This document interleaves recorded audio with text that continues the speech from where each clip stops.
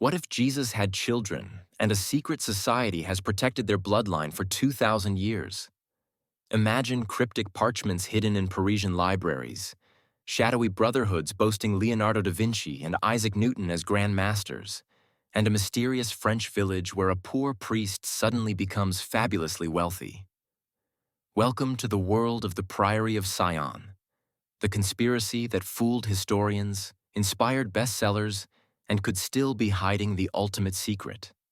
Tonight, you're entering a labyrinth of bloodline secrets, hidden messages, and the greatest deception ever told, a story that just might change how you see Christianity, royalty, and the very fabric of Western history.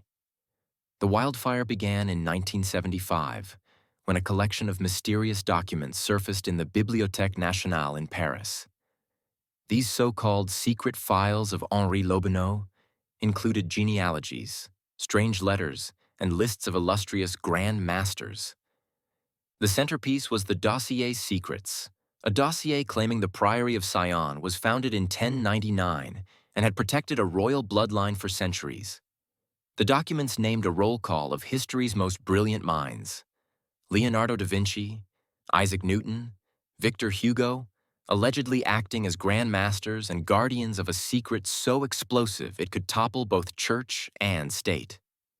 Within months, the world was hooked.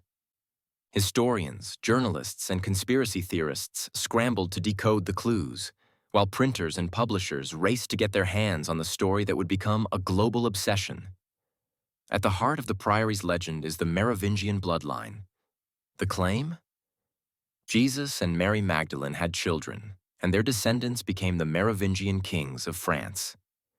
According to the documents, Dagobert II, the so-called Lost King, was the last public heir, assassinated in 679. But the bloodline, the story goes, survived in secret, protected by the Priory through centuries of war, intrigue, and religious persecution. The real treasure wasn't gold or holy relics, but written proof of the true royal line of Europe, evidence that could shatter everything we think we know about the origins of Christianity and the legitimacy of European monarchies. All roads in this mystery lead to Rennes-le-Château, a tiny, unremarkable village in southern France. In the 1890s, a poor parish priest named Béranger Saunière began renovating his crumbling church. According to legend, he discovered coded parchments hidden in a pillar messages that set him on a path to sudden, unexplainable wealth. Saunière built a lavish estate, crafted exotic gardens, and erected a strange tower filled with cryptic symbols. Theories exploded. Had he found the lost treasure of the Templars, or something far more earth-shattering documents proving the survival of Christ's bloodline? To this day, Rennes-le-Château is a magnet for treasure hunters, code breakers, and conspiracy addicts, each convinced they're on the trail of history's greatest secret. The Priory's supposed mission? Nothing less than the protection of the Holy Grail, but not the chalice of legend. In this version, the Grail is the Sang Real, the royal blood itself, flowing through the veins of Christ's descendants. The Knights Templar, according to Priory lore, were merely the military arm, charged with defending this cosmic secret until their destruction in 1307. The Priory's great plan was to restore the Merovingian bloodline to power and reveal Christ's true legacy to the world. Modern conspiracy theorists have taken it even further, claiming the Priory pulls strings in governments, churches, and secret societies, operating in the shadows to shape the destiny of nations. But the greatest twist in this saga came in 1993.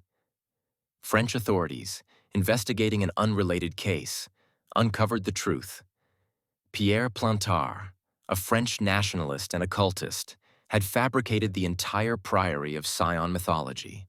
Under pressure, Plantard confessed he had forged the genealogies, created the mysterious documents, and invented the entire backstory. The Priory of Sion, he admitted, was his own modern invention, registered in 1956 and built on a foundation of lies, self-aggrandizement, and a desire to rewrite history with himself as a central figure. The world's most tantalizing secret society was exposed as an elaborate hoax. But here's the real conspiracy.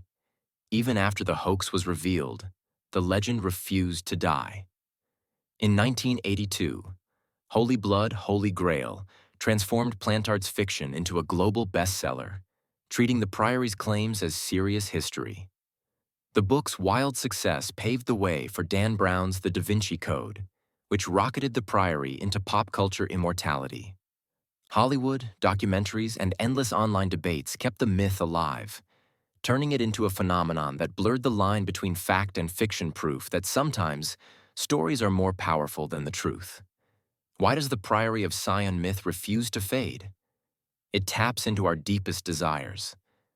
The hope that history's official story is incomplete, that ordinary people might carry extraordinary heritage, and that somewhere, powerful secrets are waiting to be uncovered.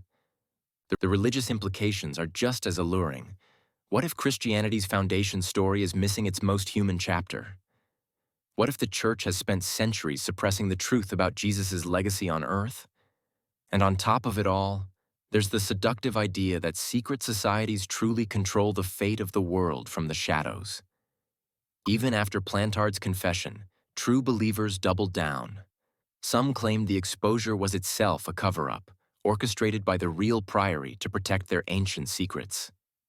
Others insisted that while Plantard's organization was fake, the core of the story, Christ's bloodline, the Merovingian connection, the coded documents might still be real.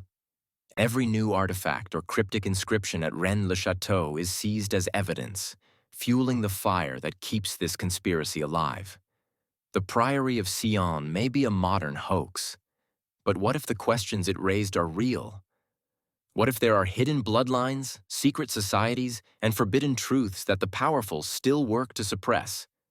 How many other hoaxes are hiding grains of truth, waiting for the right moment to explode into the open? Do you think there's truth hidden in the Priory myth, or is it just a brilliant deception? And what would you do if you found proof of Christ's bloodline? Drop your wildest theories and questions in the comments. I want to know what you believe about the greatest conspiracy ever told. If you crave more forbidden history and the secret societies that shaped our world, smash that subscribe button and ring the bell, because next time we're diving into another conspiracy that blurs the line between fact and fiction. Stay curious, stay skeptical, and never stop searching for the hidden truths they tried to bury.